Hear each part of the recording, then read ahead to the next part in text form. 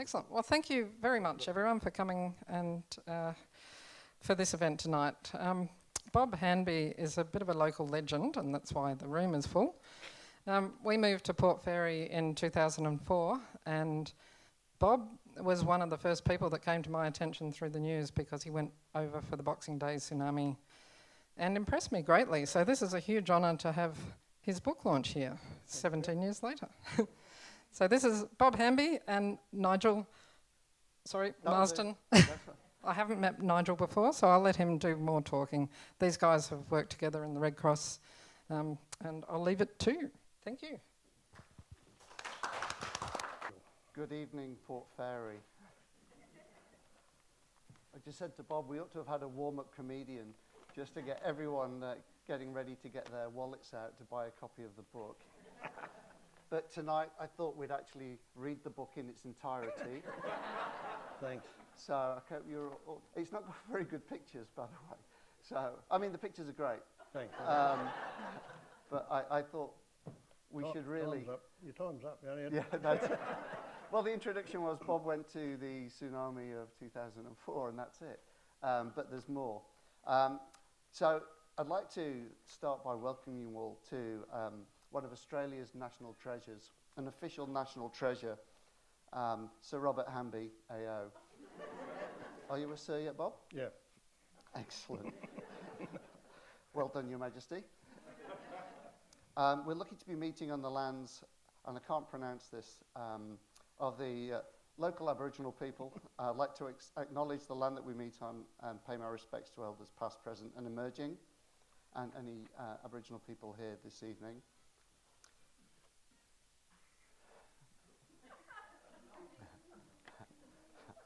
Okay, that was my official time's up. That's it. This is my official bit from Bob's bio. So this bit, if you think it's a bit dry, it's because it's not been written by myself. During a career of 27 years in local government, working as an environmental health officer, Bob took leave to work with the International Committee of the Red Cross to some of the world's worst humanitarian disasters, where he was responsible for providing safe water and improving sanitation. These disasters include conflict zones in Uganda, Iraq, Rwanda, Kosovo, Sri Lanka. Bob has also worked throughout Asia and the Pacific, including significant natural disasters like the Boxing Day tsunami, cyclone in Myanmar, and floods in Pakistan. In 2007, Bob left local government and joined Australian Red Cross as a manager of water and sanitation international emergencies. And Bob retired from the Red Cross at the end of 2012, but came out of retirement in December 2014 to assist with the Red Cross response to Ebola in Sierra Leone, where he led a small team to a location as a result of a spike in Ebola cases. This led to him being responsible for the cleanup of a dysfunctional hospital and the building of an Ebola treatment centre. I don't believe that he's been asked to respond to the coronavirus crisis yet. Should have. Probably should have. I totally agree. I don't think we'd be in the mess that we're in. Bob is an honorary life member of the Australian Red Cross, and in 2018 was awarded an Order of Australia with a citation for distinguished service to the international community, particularly within humanitarian disaster assistance missions and the environmental health profession. Bob is a Life Fellow of Environmental Health Australia and Environmental Health Professionals Australia. Okay, that's Bob's official bit. Now for the real dirt on him after working with him for a few years. Robert Leo Handby, as many of you here will know, is a very special man. Without any doubt, he has saved the lives of millions of people through his skills as a water and sanitation expert. Bob's book, in many regards, is a love story, one between him and the powerhouse that is Judy Handby, and Bob's love of mankind, and namely helping it. So I think to start with, I'd like to just give everyone a round of applause for Judy, who's...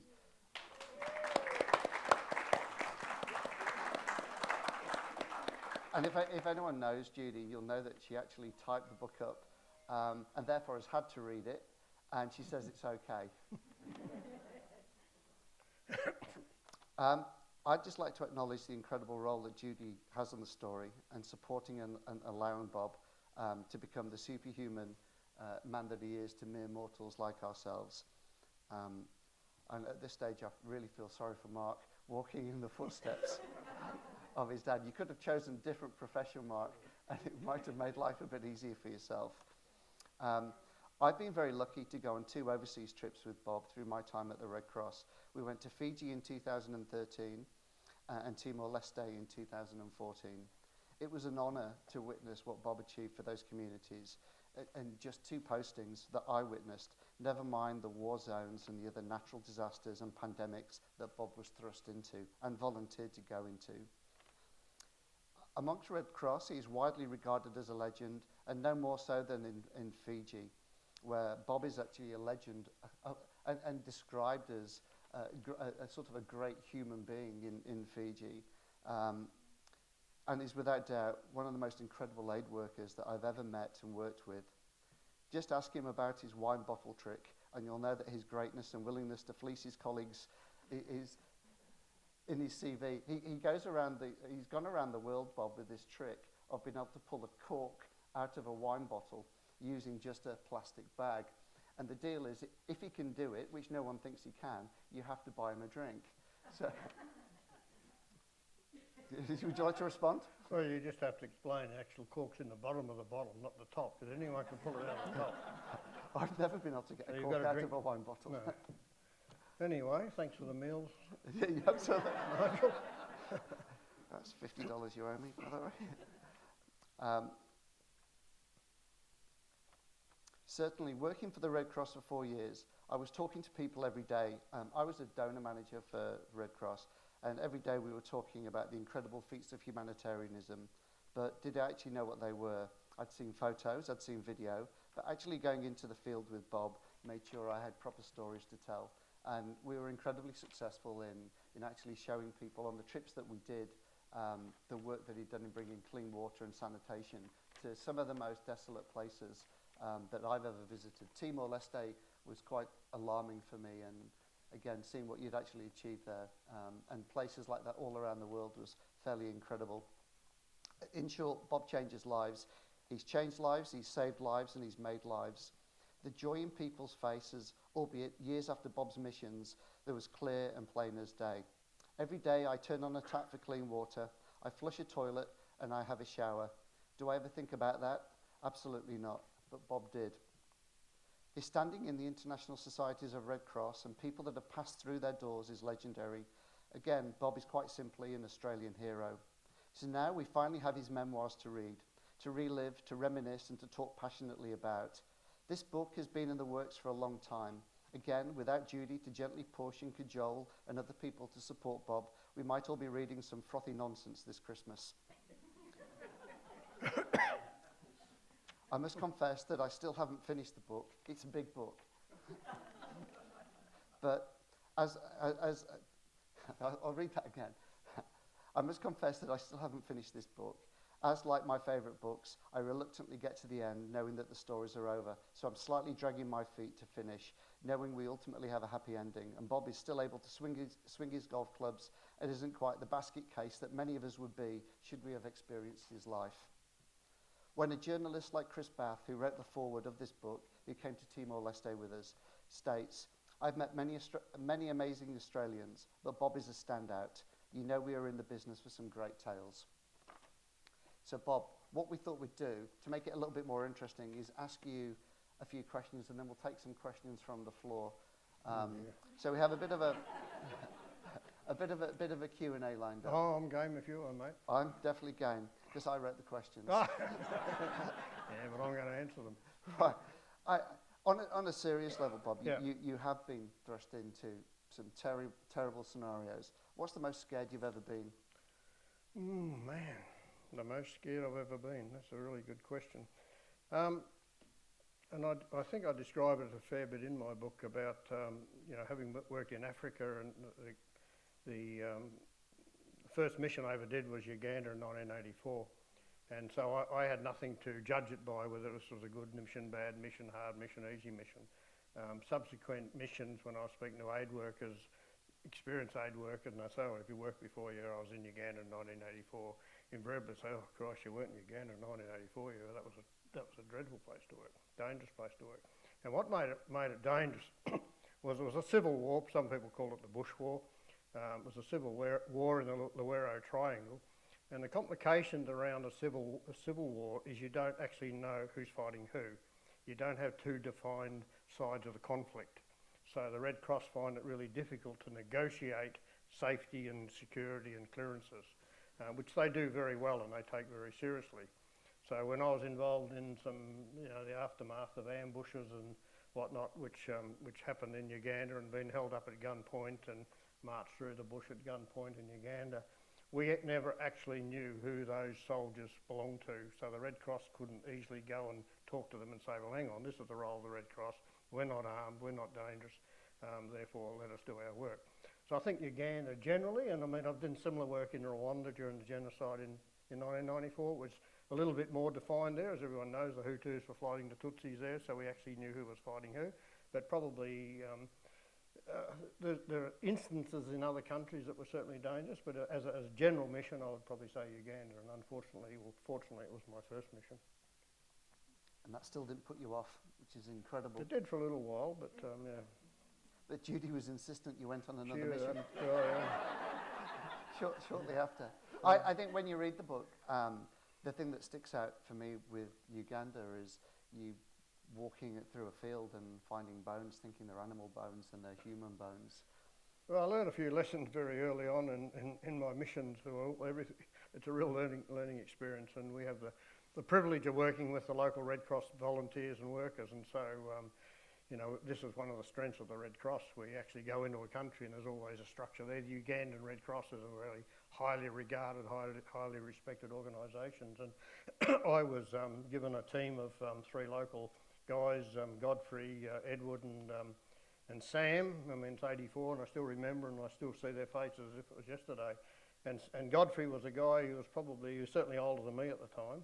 He was probably a guy in his 60s, very experienced, and we went out the bush the first day and pulled up on the side of the road. The grass was quite long and we pulled up to go and walk through the bush to look at a water project that we had going, and I climbed out of the Land Cruiser and stepped on a heap of bones, and here I am in Australia and in Africa, and I thought, was this a lion or a tiger, an elephant, or what is it? So I picked up a couple of bones and I said to Godfrey, what sort of animal would these bones belong to? And Godfrey was a very reverent man. In fact, I went to church with him a couple of times, which is another story, but he bowed his head very reverent and he said, Mr. Bob, these would be the bones of one of my fellow countrymen.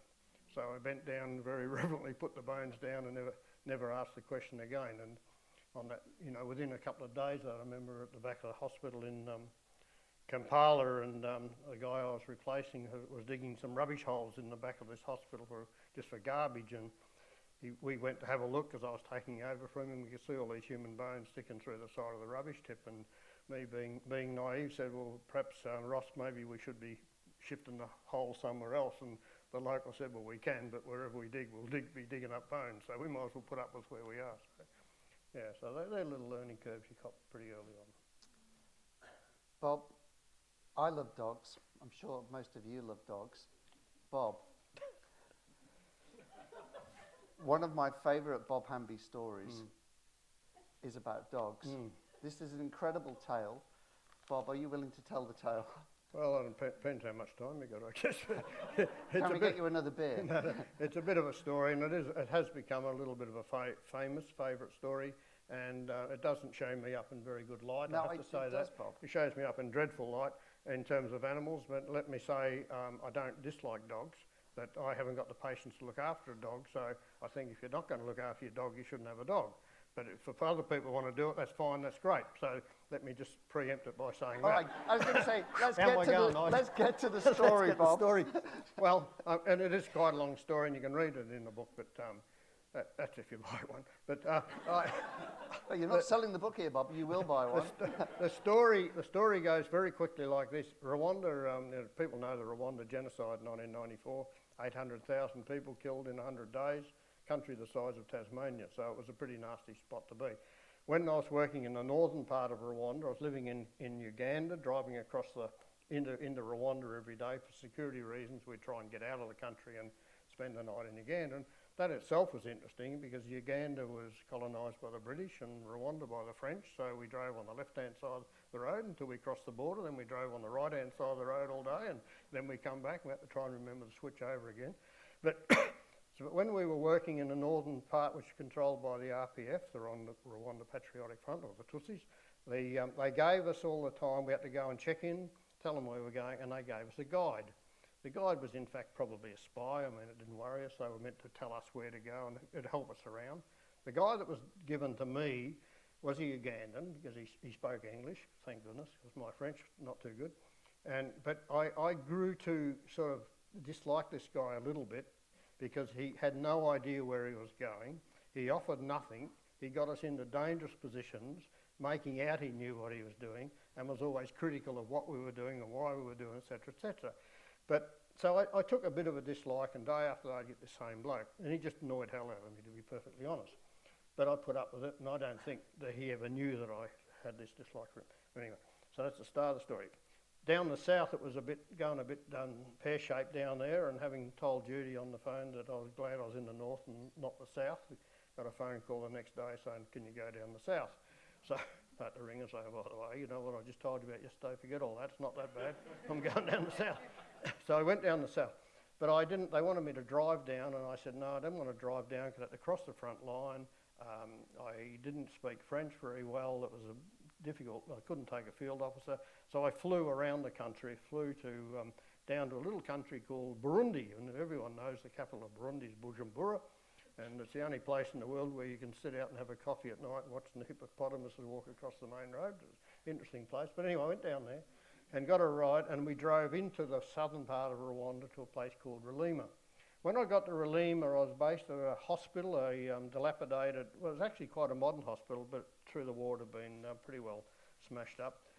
And I had the job of trying to provide a water supply for the hospital and the people living in the area. The hospital was built some years ago by the Italians, and out the back were some ship containers. And in the ship containers was fantastic. They had plumbing supplies in one, electrical supply, all spare parts. And I thought, this is fantastic. We had all these spare parts that we could use. But in one of the containers I walked past, and I just looked up the back, there was a bloody old dog there, an big old Alsatian dog. And I don't know how long it had been there, but I was wary of it. And as I walked past every day, I'd just make sure it was in there and wasn't going to come out and bite me. And one day I walked past, and something told me there was something behind me. So I stopped, and about 10 steps behind me was this dog. It had come out of the container and it followed me. So I took a couple of steps, and the dog took a couple of steps, and I'd stop, and the dog had stopped. So we played this game for a while, and I realised it was actually following me. So over a period of the next couple of weeks, whatever have you, this dog followed me everywhere. It absolutely adopted me. To this day, I never fed it, I never gave it water, I never patted it. Everyone else was doing that, but it followed me.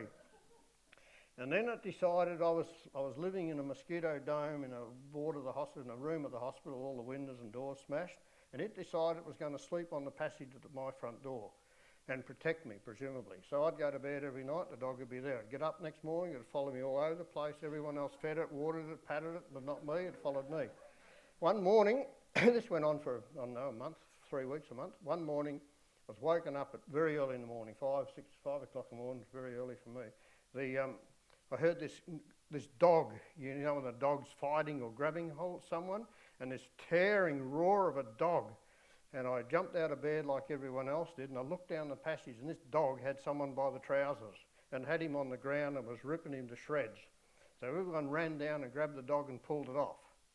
Who do you think the dog had hold of by the trousers? The bloke up north that I didn't like.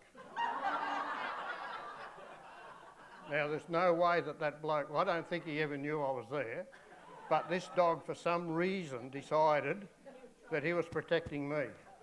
And when I left that place over the next few days, got picked up by the Red Cross to go to Kigali into the city to come home, packed my bags, the dog sat by the door and watched me, and when I drove off, it cried like a baby.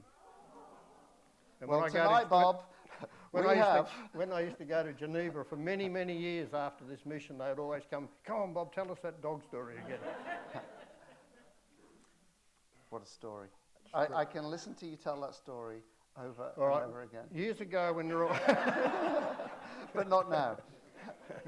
Bob, what's your biggest regret? Oh, man. I haven't got many. I can't think of too many. Apart from being a Geelong fan. No, that's not a regret. That was for you, Jonathan. A biggest regret. I suppose it probably sounds a bit trivial in terms of the context of work, but one of my regrets was I didn't study harder at school and learn French better. I've done it on and off for 20 years. Still can't speak it, still can't. So what happened, I did French at high school and didn't do very well. I think I got 13 out of 100 for my last exam, which the teacher was a bit surprised I did that well. But I didn't learn French very well. I couldn't see the relevance of it. Next minute I'm away working for International Committee of the Red Cross, different parts of the world in a French-speaking context, with all the people from Geneva all speaking French and have to converse in English because Bob Handby doesn't speak French. And then I did a few missions where I came home and I started studying a little bit. I went to night school and I'd get to the stage where I start to speak a bit of French, I could read a bit of French, I could understand conversational French, and then I'd go to Iraq when no one spoke French, they spoke something else, and then I go to somewhere else, so I dropped off. So languages probably, and I mean, I was working with people who could speak 5 or 7 languages fluently, and that was just normal for them.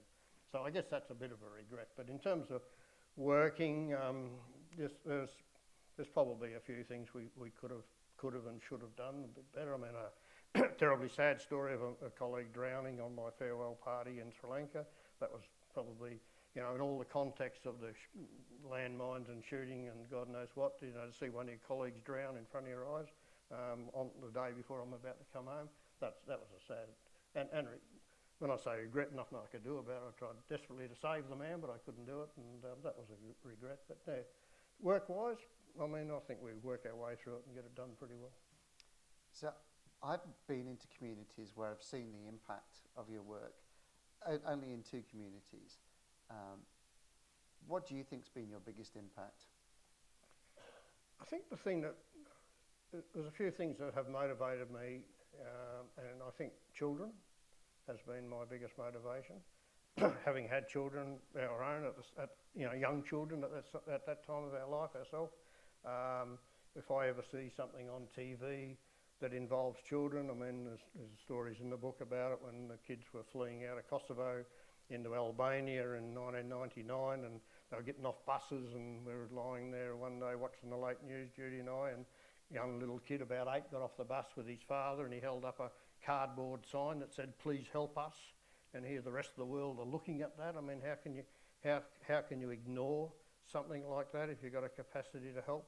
I tell the story, one of my favourite, probably my favourite photo in the whole book, is a little girl who's probably about 8 with her brother who's probably 6 in the Democratic Republic of Congo. It was 1997, and I was doing an assessment of what we could do to help this population. This little girl was fetching water out of a dirty creek, and I interviewed her through an interpreter. And I said to through the interpreter, I said to the little girl, do you drink this water? And she said, yes, we drink this water. I said, is this good water or bad water? She said, it's bad water. I said, what happens to you if you drink this water? She said, we get worms in our belly. That's her describing how she's sick. I said, well, why do you drink this water if it puts worms in your belly and you get sick? She said, because we have no other water. So and so there were a few things about that. And the other thing you'll see in the picture in the book, she's got a pot on her head with water and she's got a branch on it. So I questioned her. I've asked lots of people in Australia and around the world, why would she have a branch on the top? People say, to keep the bugs out, to stop the sun getting on it. The reason is to reduce the slopping. And she said, if I don't have that branch on the top, I will lose a lot of water on the walk home, and my mum will make me come back and get another one. I could never establish how far she had to walk to get this dirty water. So that motivated us to do a major project in this area, but it also summed up to me the sadness of the world where A, they're drinking dirty water, and B, it was a young girl that had to cart it. She had the burden of actually carting this water. And when you see the success, we did one of the places Nigel and I went to in Fiji a few years ago. I did a project there in 2004 where they had dirty wells, and we put a gravity-fed system. We piped water to houses all over the place, and they had unlimited supplies of crystal clear water running out of taps and out of tap stands and that. And when I go to Fiji now, which we're hoping to go as a family in May, I go back to these villages to basically say, look, we want to come and visit again. We don't just turn up as 17, it was a bit much. They haven't got enough carver for all of us. I go up a day or 2 days before and say, look, we'd like to come and visit and set up a program. And I drove up to this particular house, and there was a young lady there. She would probably be in her 20s, and she had 2 little kids that she was showering. And when I got out of the car, these people never forget you. They look at you and they straight away, they may not remember your name, but they know you've been there before. And she had tears in her eyes, this young girl. And I started talking, she spoke English, and I started talking to her. She remembered me being there. And when she was a young girl, she had to go up the mountains or up the back to the paddocks and take water out of a well with a bucket until we put this system in. Here she has now got unlimited crystal clear water at her front door where she can shower her kids and drink water and cook. So that's the impact you have on. And that's from 2004 until when did we go there? 2013 or 13. So that's 9 years later, and the system is still working as good. So that's nice to see that. And it's nice to be able to go back and see that long-term impact that you've had on people like that. And Bob, let's finish on another story. Mm-hmm. This has been a request, this question. Mm-hmm. It's, do you like pork? Oh, not Can you tell the story? What, whether I like it or not? No. The story behind whether you like pork. Okay, well, I was camped up in the mountains in northern Iraq in 1991. It was, you say what was the most dangerous mission. Well, this wasn't the most dangerous, but it was the toughest. We were living on the border of Iraq and Turkey. We went up by car, and then we went by tractor, and then we walked into the mountains. And there were 6 million Kurdish people fleeing Saddam along 1,000 kilometres of border. It was hot by day and it was bloody cold at night. We'd go to bed with sleeping bags with our clothes on in a tent, and we would freeze. But it's very hard to complain when you get out in the morning and people are sitting out under a rock and, you know, dying of exposure, etc. But so we lived on because it was very isolated even from Baghdad, where it was, you know, like a day's drive to get to Baghdad. So to get supplies were quite difficult. We lived on refugee rations of canned tuna and canned tomatoes and etc. But occasionally the Peshmerga, who's the Kurdish militia, would go up the mountains and shoot a pig, a wild pig, and they'd bring it back to the camp and they'd cut a hind leg off and put it on the roast and cook it and expect us to eat it. And it smelt like a wild boar, looked like a wild boar, tasted like a wild boar, and whenever someone's cooking pig and pork now, it's all I can see is this bloody old boar sitting on a rotis. And in fact, I had this rotis with rocks around it, and I did suggest to them one day they throw the pork away and let's eat the rocks. But so yeah, that's probably put me off pork, I think, Nigel. Right, that's not unreasonable though, is it? No. No, that's all right, just checking. I'm a Yorkshireman, I eat anything, Bob. I'm not fussy, but... I've noticed that. Well, on that particular trip, there was some stuff there you might not have eaten, I can assure you. When they come around with the skewers of goat's liver that was only warmed up, and I was struggling with that, and I was lucky I had an Icelandic guy next to me who I reckon was a bit of a Viking, would eat anything, and he'd eat his skewer and then I'd grab his and hand him mine, because it's sort of, you know, not very nice when they give you food and you can't eat it when you've got blood running out the side of your mouth. So now we have some food tonight. So I remember getting through that, and I thought, oh God, I got through that one. The goat was still hanging in the tree looking at us, by the way. And then they come around, a bit more dancing, a bit more Arak, and they come around with some more, and next time the meat's a bit whiter, and I said to my mate, what are we eating this time? He says, I think we eat the goat's testicles. I said, oh, maybe you do, but maybe I don't. So maybe the pork wasn't so bad after all. Absolutely. Yeah. Do we have any questions from the floor? Who'd like to ask Bob anything about... I was just going on his personal life. We can, Does he regret not bringing the Alsatian home? Well, I did think about that, Helen, but there's lots of reasons why it was really complicated. we'll leave it there. No, it was well looked after, and it was better to be left at home where it belonged. And it spoke French, I only spoke English. Yeah. I'm sure we'll read it a bit, but how did you get into life? Okay, good question. I often get asked that. Absolute fluke. During Ash Wednesday bushfires in 1983, I worked up at the Shire of Sherbrooke, which was a shire up in the Dandenongs. And after the devastation of those bushfires, it killed a lot of people, destroyed a lot of houses. I basically was relocated as a Shire employee up to the Cockatoo, which was devastated. based myself there for, I don't know, 2 or 3 months. And at the end of it, got about trying to increase the knowledge of my profession in working in disasters. So I developed an interest and set up some training courses with some colleagues and sort of got ourselves a bit prepared to work in disasters. During that time, at around about that time, Australian Red Cross wanted someone to go and work in Uganda. And they rang me out of the blue in my office when I was working one night. Judy and I got a slightly different recollection of this, but I'll tell you my version. You can read her version in the book. But anyway, suffice to say, they rang me out of the blue, said, "Bob Handby, yes, I'm Peter Tempest, ringing from Australia Red Cross. We're looking for someone to go and work in Uganda, and we were told you might be suitable and interested." And at the time, Idi Amin had just recently been deposed by Milton Obote, but Uganda was an absolute horror story. And I'd been seeing it on the news, etc., like everyone. And so I drove home from work that day with my chest pumped out, thinking, "Oh, gee, they think I'm good enough to go and work in Uganda, but no bloody way I'm going over there." And then we put the 2 girls to bed that night, and I said to Judy, "Oh, by the way, the Red Cross rang me today," and she said, "What did they want?" I said, they asked if I would go and work in Uganda. And her reply was, "You will go, won't you?" And I said, "No." She said, "Why not?" I said, "Well, I've got you, I've got Sarah, I've got Petrea, I've got this, I've got that." She said, "Well, I'm a capable woman, I can look after them." 10 days later, I'm on an aeroplane heading for Uganda, think, what the hell am I doing here? So I always said if I ever wrote a book, that would be the title, because if Judy had said, "I don't want you to go," well, then our life would have been great, but it would have been different. So that was out of the blue, really. And then at the end of that mission, I spent some little bit of time in Geneva, the headquarters of the International Committee of the Red Cross. They get to know you. We did a bit of reporting, and then you stay on their books, and they're always annoying you. Can you do this job, that job, that job? So for every job I've done, I'll probably knock back 5, to be honest. I don't talk about the ones I didn't do, but there are certain times in your life when you don't do it. But no. Yep.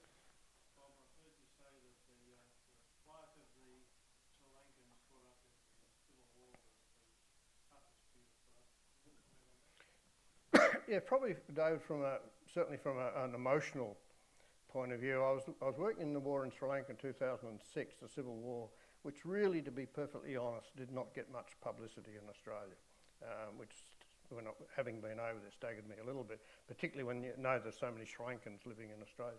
But so I went over to Sri Lanka in 2006 with the ICRC, working in the conflict zone, thinking Sri Lanka's a nice tropical island, plenty of palm trees, beautiful beaches, this won't be too bad.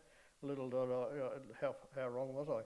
So I was working in an area looking after 40,000 IDPs. IDP, we call an IDP is an internally displaced person, as against a refugee. A refugee is a person outside their own country. They've crossed the border. So 40,000 IDPs, basically being used as human shields by the Tamil Tigers, not allowing them to go north, south, east or west. There was rivers to the north, there was marshlands to the east, ocean to the west and rivers to the south. So they were locked in there. Of course, they would shoot their rockets out of there at the government, and then after a period of time, the government would return fire and hit these 40,000 people.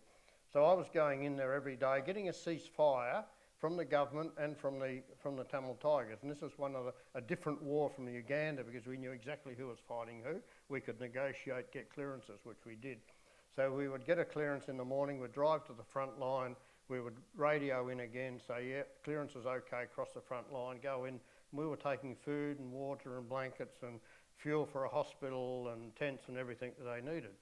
The local, particularly the women, very astutely realised that the only time they weren't being fired upon was when the Red Cross were there. They worked it out that we were stopping the firing so we could work. So then they started surrounding our cars and stopping us from leaving, knowing darn well that once we left, the firing could start again.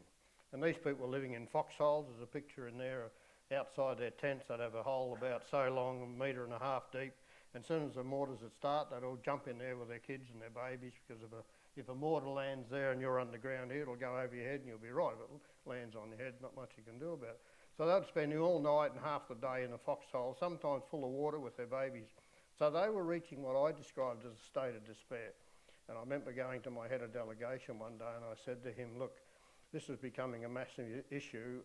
These people, this is the story in the months that I've been here, their psychological health is deteriorating to the point, it's becoming dangerous for us. And I went in there one day during this time, and the women surrounded our car, climbing up on the front bonnet of the Land Cruiser, hanging on the windscreen, screaming at me, blood-curdling scream at me, through the windscreen, telling my driver, who was my field officer interpreter, tell your boss, don't bring water in here, bring poison. We're finished, we want to die. We don't want to live like this. So I describe this in the book as being as I said, the state of despair. So for someone like me, it's not surprising that some of these fathers, brothers, sons or whatever get on a rickety old boat and try and find a different life in Australia or somewhere else in the world, because they are prepared to risk their life at sea to do that, because the alternative is what they would rather be dead anyway.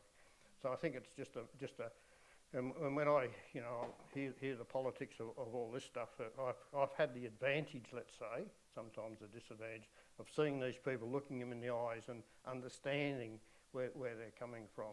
That became, a real massive issue for us. And unfortunately, one day we couldn't get a clearance, which meant the government weren't prepared to let us in for our own safety, but we knew they were going to launch a rocket, a major offensive. So we actually went to the front line. We didn't cross it. We went to the front line. I'm standing out there with my teams. We actually went there on the idea of counting tents. We had donated some tents. We wanted to see how many were being put up and how many had been sold on the market. That was our excuse to go there. And we'd only been there half an hour. I looked up at the sky. There was a vroom, vroom, vroom, vroom. And I looked up and I said to my colleague, I said, geez, we're going to get a thunderstorm. And there was blue sky. And he said, no, Bob. He said, no, that's a rocket attack. So the rockets were going over our head into this 40,000 people. Their phone started to ring, all the local people, and they're saying we've been attacked by the government. We've got dead bodies. We've got this, and this. So we started mobilising ambulance and trucks to come to the front line, starting to tell the government, this is still the same government I might add over there, tell them that this is what's happening. No. But eventually, it became so obvious that they realised that they had hit a civilian target. So we got a ceasefire, took trucks, ambulances, etc., started picking up everything and getting an escort back in the hospital, and they had been hit. I think one of the staggering things, some of these stories that I tell in my book, I only tell because they become public information. And I quote the newspaper article in my book, because when you work for the ICRC, you sign confidentiality documents that you won't disclose this and this, which is fair enough, because you can actually jeopardise the mission of the Red Cross by aid workers going in and coming out and talking about things they shouldn't. But this was written up in the local paper, so I tell the story in the book. But I also rang Judy that night and say this was going to be on the news. There were 72 innocent people killed that we knew of and so many injured, that this will be on the news all over Australia. It's in the area I was working. Don't worry, I'm fine. This is what happened. Never ever did it make the news in Australia. Yet, we'll have a bombing in the market in Kabul or in Baghdad, there'll be 10 people killed here or someone killed there. It's all on the news because this was Sri Lanka. 72 innocent men, women and children, mainly women and children killed, did not even make the news here. So that's the difference between Sri Lanka and some other places. Okay, any more questions? Yeah. Yes, Peter. What's the most enjoyable mission you've ever done, or carefree mission? Oh, that's easy, Peter. Remember that day, that time we went... Oh, look, I've done some unbelievably magnificent missions to parts of the Pacific Island, the Cook Island, Itataki, the island of Itataki. I mean, Katrina Roundtree went there for a honeymoon, for goodness sake, so give you an idea. They had a cyclone there in the Cook Islands. That was not only a wonderful mission in terms of places to go, but what you can achieve. I have to say, probably working in Fiji has been my favourite over the years, because the Fijian people are just unbelievably special, and you can achieve a lot, and you can have a lot of fun. And they've also got just really they got a sense of humour that just becomes natural. They don't have to tell a joke. They're just funny people. And I tell a story. We should tell a funny story, shouldn't we? I mean, it's all gloom and doom. But I was over there with Mark a few years ago doing some work, and we're in the restaurant in Suva, Chinese restaurant in Suva, you know, the Chinese restaurants, you used to have the banquet meals up the back, and so the Chinese restaurant in Suva, that they had different banquet meals, and one was called the honeymoon banquet. Then the brackets that had minimum 4 people. I always thought that's so typical Fiji, but no, those because I did a lot of disaster response stuff, as we've talked about, war zones and natural disaster, floods in Pakistan and all that. But a lot of the really enjoyable ones were when I was going and doing more development projects, like we did on some of the islands in Vanuatu, building a water supply at Fijian ones, where you're actually there for a few months building something up. And one of the enjoyable parts of that is trying to increase the resilience and the capacity of the local people so they don't become dependent on you. They can maintain them, look after them. But working with local people is just an absolute joy. And people say to me, "Joy, you're only a dumb environmental health officer. How do you know to do this, this and this?" Well, I don't, but local people do. And if you don't acknowledge and respect the capacity of local people, then you'll fail. I talked about the trip in northern Iraq, which was so tough. And we had one doctor, a Canadian doctor, a couple of EHOs and a couple of nurses. And it was really just a really tough place every day. There were people dying, standing on landmines, being bitten by snakes, being shot, blah, blah, blah. So our doctor was run off the feet. And I said to my field officer one day, in fact, he's the field officer who did my portrait that's in there. He wrote my portrait. And I said to him one day, because these people had fled out of big cities in northern Iraq, cities of 1 million people. And they came from cities with universities and hospitals. And I said to him one day, there has to be some professional doctors, etc., amongst this displaced population. He said, well, of course there are. I said, but do you think they would come and work for us? He said, of course they would. Well, why haven't we? Because they haven't been asked.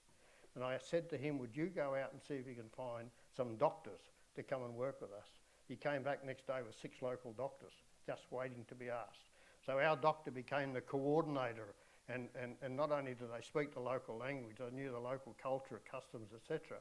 So you'll really fail if you don't recognise and utilise capacity of local people and the enjoyment of working with them as well. Okay, I just want to finish now with another quote from Chris Bath, one of my favourite quotes about Bob. He is the James Bond of sanitation. Braving war zones, the Ebola pandemic, and the aftermath of earthquakes, cyclones and typhoons, neither shaken nor stirred, and without a 007 weapon in sight to help humanity survive crisis after crisis. That really explains who Bob Handby is. And it's been an honour to be in communities with you and to have worked with you for a number of years, and especially to have been invited down to officially launch your book, which I'm sure you're all going to run off and buy now, because it is a bloody good book. I've loved reading it. I'm now dotting around at different chapters. I feel like I can create a nice water system for my house at home now. My wife is currently in the hills looking for a good supply. Looking for a source? Yeah, looking for a source. We have plenty of piping. So, Bob, I think on behalf of everyone here, we're honoured, I think, first of all, for me, I'm honoured to have worked with you and know you and be invited down. But what a great pleasure. You've finally got Judy to write your book. Thanks. I think a round of applause. Bob. Thank you. Bob. Thanks very much. Nigel, if Rachel's home looking for a source of water, I'll give you one bit of advice. Go and talk to the locals. Right. Thank you. Thanks, Nigel. And it was fantastic for you to accept the invitation. I had no... we were getting our heads together thinking, well, who can we get to launch this book? And came up with a few ideas, and we offered it to about 6 or 8 people, didn't we? And eventually got down to Nigel. Shit, he said, oh, Jesus. Things are tough. Do you really think Nigel would be all right? Well, I don't know. If we write his speech for him, he'll do. But very, very grateful, Nigel. We had a great... some good times in the field together, because we were there in peacetime, so that was always a pleasure. And it was always great to be able to take major donors, people who donate money to the Red Cross, take them and show them. Well, this is the project I did in 2004. This is how I used to get my reports out every morning. From the time that I did them, I documented everything. I knew every cent that I spent on that project, how many bags of cement, how many pipes, how many this. So I'd sit down with the donors at the hotel in the morning after breakfast, and I'd go through it and say, this is the project we did, this is the man hours, the local volunteer hours, this is what it cost, and then we'd take it out and look at it, look at it and see the benefits. So that hopefully had an impact on their enthusiasm to continue to support the Red Cross. There's a few people I obviously need to and want to thank. I was thinking a little bit, and I'm not very prepared, I'm never very good at writing speeches, but I was thinking today, the timing of the year, and it cast my eye back to 2014 when I was working over in Sierra Leone with the Ebola, and I spent Christmas Day in Sierra Leone in 2014, and I was a team leader of a group of expats in a quite a, I wouldn't say remote part of Sierra Leone, but certainly a place where we had a lot of Ebola cases, and we had a massive impact there. But we had about 120 local workers working for us, and it was coming up to Christmas, and so they were a combination of Muslims and Christians, and so I called them in one evening and had a meeting with them and said, okay, you know, such and such, next Saturday's Christmas Day, I want you to know that it's up to you whether you work or not. If you don't work, we'll pay you. Well, you don't have to come to work to be paid. You can stay home with your families. We will pay you. They all yelled out, a couple of leaders, what are you doing, Mr. Bob? I said, well, I'll be working. They said, well, if you're working, we're working. So there 120 of them turned up to work. So then we got talking to the locals and said, well, what can we do to something special for them for lunch today, for Christmas lunch? Because we used to cook them, we had some cooks to cook their lunch, which is they'd go to the market and buy some vegetables and that. So the decision amongst the locals was to treat them for Christmas was to buy an extra goat so they had more meat in with their vegetable and a can of Coke or a Fanta each. And they thought Christmas Day was fantastic. And it's probably one of the most difficult times in terms of coming back from missions, when at the following Christmas in 2015, when I was here in Port Fairy and having it with Mark and Ash and around at their place, and you know, us Australians are very good at it. We get up and we eat and we eat and we eat, and then we have this great big lunch until we're nearly sick, and then we do it all over again at tea time, and then we go and have a sleep. So I found it quite confronting to be doing the comparison from 2014, 2015. So we do it pretty easily over here. A couple of people I'd just like to mention in terms of thanks, and firstly to Joe and Blarney Books here for hosting us, Joe. It's really a fantastic venue, and thank you for your support and encouragement. I know because of the time of the year there was some uncertainty about whether we would have the books printed before Christmas or not, and Joe had other commitments and she was a little bit reluctant, I know, to sort of lock it in when we didn't know we would have the books, but I really appreciate you fitting us in. It's a great venue. Thank you. Green Hill Publishing are a company in South Australia that we got put onto. I couldn't find a publisher in Australia to take on our books, so we decided to go alone, but we were recommended this company called Green Hills over in South Australia, and they've been absolutely fantastic to work with. They've helped us with the editing, with the typesetting, with the cover design, a whole range of things that we certainly couldn't have got anywhere without them. And really, and they've been a bit unusual these days. I sent them an email that actually reply, and if I left a message from the ring, they would actually ring back. So they've been really wonderful to work with, and that's been good. John, my brother, where's John? He actually worked initially on the cover design, which we're really proud of and think it's a great cover. He worked on that photo for us, which sits in the passageway of our place, and worked on that, and we sent it over to Green Hills, and they sort of, you know, fancied it up a little bit and turned it into the job it is. I've had a lot of family and friends that have been some encouraging, some very damn like nuisances about when you're going to finish your book, but thank God for COVID, because it gave me the time and the motivation. And I think it was last year I turned 70. I said, right, with COVID and turning 70, that's my deadline. I'm going to get the draft done by then. And I think I did it the day before that, on the end of May last year. But COVID did give us the time, or me the time initially, to sit down and get writing. People might laugh at me, but I actually hand wrote it. And I hand wrote it, which meant I was getting calluses on my fingers. I would sit down and I'd write sometimes. So 3 or 4 or 5 hours and write 30 or 40 pages, and then hand it to Judy, who would tidy it all up for me, edit it and fix it, and make it sound like it was sensible. But yeah, it was often, and I got to the point where I suppose the word got out a little bit. I was writing a book. I'd be playing golf with people. They'd say, "Oh, when's your book?" I got to get on with it. So there were a lot of support from family and friends to get it finished. Wendy Scarf, who some of you might know over in Warrnambool, is quite a well-known author. She invited me over probably 18 months ago to launch her book. So I got to know Wendy, and she's been a great mentor in terms of what you should do and what you shouldn't do. And Wendy's, a lady in the mid-80s. She's an apology for today. She would have loved to have been here, but so we've developed quite a friendship whereby she's been a really good support and mentor. And a couple of people in Port Fairy, Jock Sarong I've spoken with, Paul Berman I've spoken to. There's other, and they've all been very generous in their encouragement and support. I was very grateful. Nigel mentioned Chris Barth, who wrote The Ford. Some of you may or may not know Chris Barth. She's not so well known in Victoria, but she reads the news on Channel 10 on Saturday and Sunday nights. She's done quite a few documentaries. She was an overseas journalist who travelled with us and was always, we were in the car together for 10 days, so you can't escape. And she was always interested in my work. And so when I was interested in getting a Ford written, we were really struggling to think, well, who could do this? And I thought, well, maybe Chris would do it.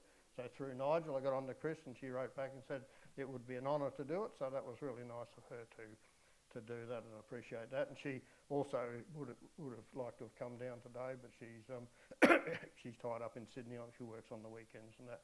I'd like to also, Nigel, I want to acknowledge been a damn nuisance, perfectly honest, in terms of when's the bloody book going. There'll be an email, there'll be a phone call, there'll be a text, there'll be this, that and the other, but one of the reasons why he was the heads up to come and launch the book, because of his enthusiasm and encouragement to get the job done. So I appreciate that, Nigel, from you, and also from thank you. Thank you. There's a few people in the audience who feature in the book. There's a few people in the audience who think they should feature in the book. There's nothing personal about that. I blame the editors. If you don't make the cut, it's the editors. If you're in there, it's me. But there's a couple of stories about Peter and I did some work in the field together, and Peter became a great technical advisor and support for us when we were doing water treatment processes right throughout the Pacific Island, and he did a lot of training for us both here in Australia and overseas. That was always great to have Peter along. As I said, described to all my colleagues, Peter can fix anything, so and he could. So he's been great. There's a nice little story there about Judy and Andrew. Andrew's not here, but Judy and Andrew we had a really wonderful experience in Fiji with them once, which came from some times that I was there previously, and I didn't get permission off Judy, but I got permission off Andrew to write the story in the book. So if there was anything negative about a person, then their name's not included. If it's a positive thing, then the name is included. These little grandchildren come around and keep you pretty, what you call it, keep your feet on the ground, You're in the middle of trying to write a book and you're up to page 33. Pa, can I have an ice cream? Pa, can I have a roll up? Pa, but they're wonderful. It's great to have at least part of our family here today. The girls probably, Sarah and Petria, probably would have come down if it wasn't for COVID. They are coming down in January for holidays, so you might see them wandering around the streets. Fingers crossed that was it. Yeah, and which is great. Have 10 grandchildren here, go down the street, cost me $80 for an ice cream. Please buy some books. But yeah, so that's people, and of course last but not least, The author. the brains.